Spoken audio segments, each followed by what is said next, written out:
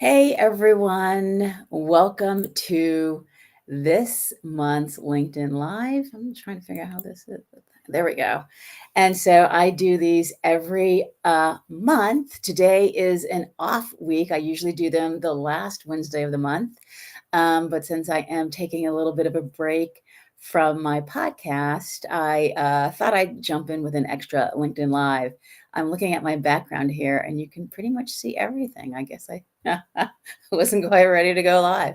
So we like to talk about all things regarding copyrights and contracts, and a lot of AI stuff going on lately. But I do these at noon Eastern. This summer, the schedule will be a little bit irregular, but I will always make sure that you get notices on LinkedIn Live. And so today we're going to talk about stock uh, images for stock licenses for stock images.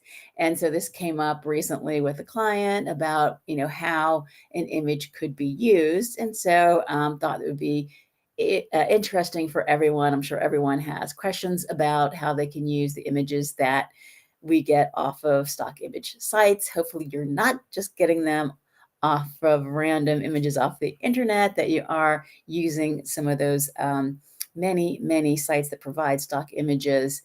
And so it makes it pretty easy. But there are some restrictions regarding the usages. And so I thought we would talk about those today. We might even see my doggie in the background. There she is. So let's get started. Generally, I talk for about 15 minutes or so, and then we have time for questions and comments. Please feel free to say hi in the comments. First of all, I'm going to warn you, I'm using a new streaming platform. And so I'm hoping I can see your comments. If I can't, I will see them after we're done, and I'll make sure that I address them all. So with that, and there may be a little bit of delay. I've had that experience with my prior streaming service, which is why I changed it, is because you guys would comment and it would take like 5 minutes for it to show up. So I wouldn't be able to answer them during the live. So hopefully we'll have a better experience today. And if we don't, we'll keep working on it.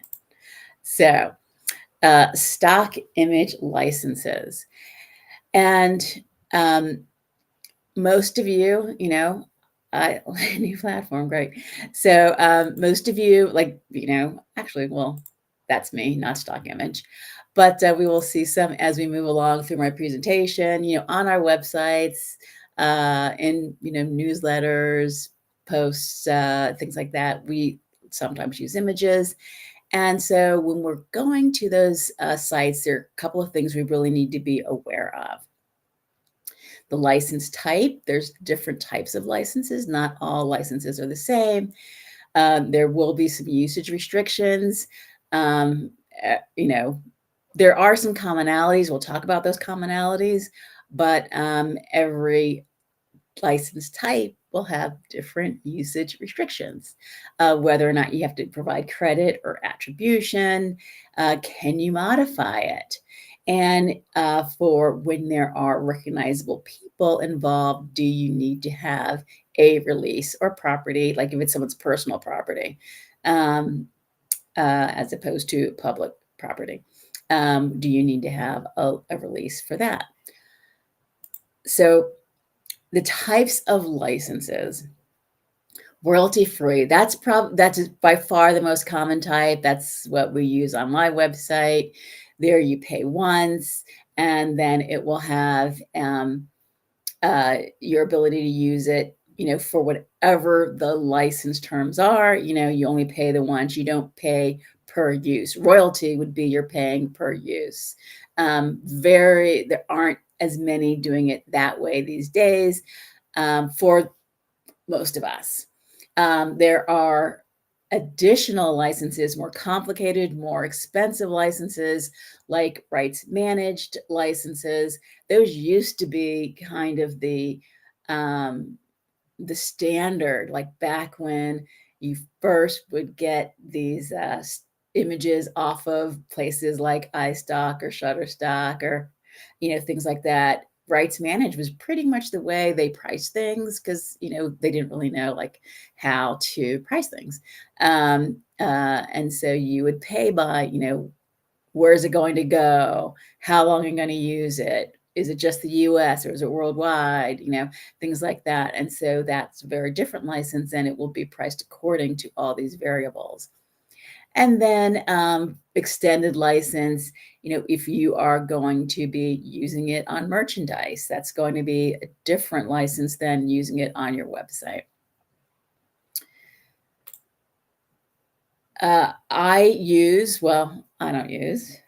My team uses Pexels for my website and things. And so I am going to use that as one example. Pexels is, you can access it through Canva, and I think you can access it directly as well. Probably one of the more permissive sites for licensing images. As you can see here, they do have a full, license terms, and I'm not going to, go through the license terms of the many sites. They're all pretty similar. So this is obviously an overview for what you need to look out for. Pexels has this nice little summary about what you can do. You can use them for free. You don't have to provide attribution, and you can modify them. And they encourage you to be creative. And so that would be kind of on the spectrum of the most permissive. In fact, they have some images on their site that are, the CCO, where basically they're putting their images in the public domain. And so that means, they're in the public domain. You can use them however you like, and there are no restrictions on those. But most of their images are subject to this very fairly permissive license, relatively permissive license. Somewhere in the middle would be Unsplash. This is the Unsplash Plus license. Here it is a royalty free, you pay once and you use it forever, commercial and non-commercial uses. You don't need to provide credit, but they have some restrictions about how they want you to use it. This one, Unsplash, was I was interested to see, is owned by Getty. We'll talk about Getty in a second. Getty owns a bunch of them. Getty's, kind of notorious for their cease and desist letters. But it is somewhere in the middle, but you get more protections with it.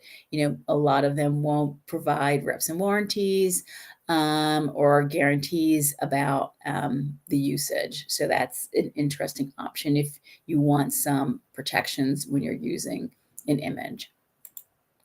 And then our good friends, Getty Images, they're definitely on the far side of the most restrictions for using a license, but also they have the most amazing catalog. And so they have, you can definitely get your standard images there and pay a fixed fee and get all those uses, but you can also have options like this market freeze. If there are some images we see all over the place. Maybe you find an image and you want to have the exclusive use for it temporarily. So there are options for that. If there are images that you do need to get model releases for, clearances for, they can help you do that. Obviously, they're going to charge you for that, but that is one of the benefits of using Getty Images. You kind of get what you pay for in terms of customer service, right? And then let's talk about a few usage restrictions. I'm not aware of, and I haven't looked at them all, but I'm not aware of any image sites that don't, have some restrictions about how you can use it. Obviously they don't want you to use it, I'm not even going to mention the types of illegal or defamatory purposes. You can imagine them for yourself.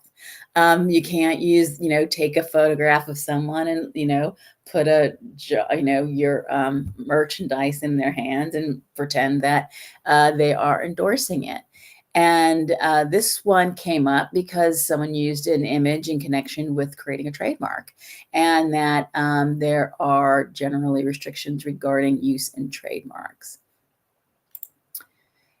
Here is Pexels again, one of the more permissive licenses, but they definitely still want to protect their images, and they want to protect um, their photographers. I mean, they are contributing to the site, and so they want to make sure that they continue to be a place that people want to contribute to and have their images used. Credit and attribution. Now, generally, in these stock image sites, you do not need to provide attribution. They always will say, we appreciate it, but it is not required. As you click around the internet, websites that you visit, you'll see what I'm sure you'll recognize as being stock images, and you will not see the photographers credited. And that is, for the most part, the case. Again, if we go to a Getty image example, so this one where we have professional photographers. Now, I'm not saying that the people who contribute to the other, the Pexels of the world aren't professionals, but a lot of these Getty images represent people who make a fair amount of money with their images. And so you can see that the fees are a little bit higher than you would see on your iStocks of the world, and you would be expected to provide credit to them as well. Oh, that's the wrong click. There we go, up there. Modifications. Look in your licenses for how you can modify the images, or in some cases, the requirements to modify it. We have an example here where you cannot just take an image off of Pexels and then just, print up copies of it and sell it. Obviously, they don't want you to do that. Yeah, I don't know if you guys can just see what's all this going on behind me right now. And so we want to make sure that we are, if we're using things from these images, that we are following the modification requirements, so that we aren't reselling it in a format that is not permitted. Don't remember, our commercial uses are permitted, so it's not that you can't put it on a mug and sell it, but you cannot just take it and slap it directly onto the mug and sell it like that. That is not permitted under this type of license. Something like Getty Images, they would have the ability to do that, but that's going to be one of their premium licenses, and you are absolutely going to pay for that use. Model and property releases. Now, for the most part, again, your standard your standard images, you will, here, we got one right here. We have this one right here in my slide. So this is a stock license that we got from Pexel. We have some people, they are probably recognizable, but for the fact that we have this title here, and we would not need to get a model release, for these. I mean, you want to make sure with your license where you're getting it from, but typically you don't need to get releases for them. In order to put these on the sites, the photographer who uploads it would make a representation to the platform that they have permissions to use it, and that this is, the license that you would grant to third parties is within the rights that the photographer is granting to you. Some of these stock license places, they just buy the entire copyright and they get these releases. And so, but If you are using some, you know, like a Getty image where they're using, where you can license, you know, celebrities, you can license artwork, you can license, you know, architecture, photographs of architecture, photographs of artwork. And so you would need to get a release depending on the use. You know, if you are going to uh, take an image and put it into a motion picture, you obviously want to make sure that you have releases for that. If you take someone's image and you're using it as, you know, the cover of your magazine, you want to have a release for that. And so, you know, when I uh, decided to talk about stock images, I'm like, well, you know, I can look at all these different sites and look at all the licenses for it and kind of sum them up. And that's, you know, why we're here, is to sum them up. But the short answer is you do need to get comfortable looking at the licenses. Almost all of them will have very friendly, you know, FAQs. This is an example from Pexels. Again, I mean, I really love the Pexel site. It's very user friendly. So we'll have FAQs. You can ask a question like, can, you know, how can I use this? And they will answer it.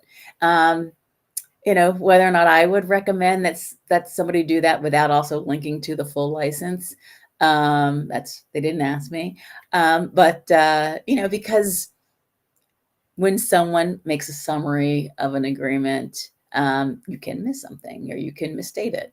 And so you do want to make sure that you are within the bounds of the license. But that said, these sites really do have very, very user-friendly facts for you to ask your questions to make sure you can use your specific use that you're looking for. And so that is my, in some, you know, you want to make sure you're getting the type of license that you need.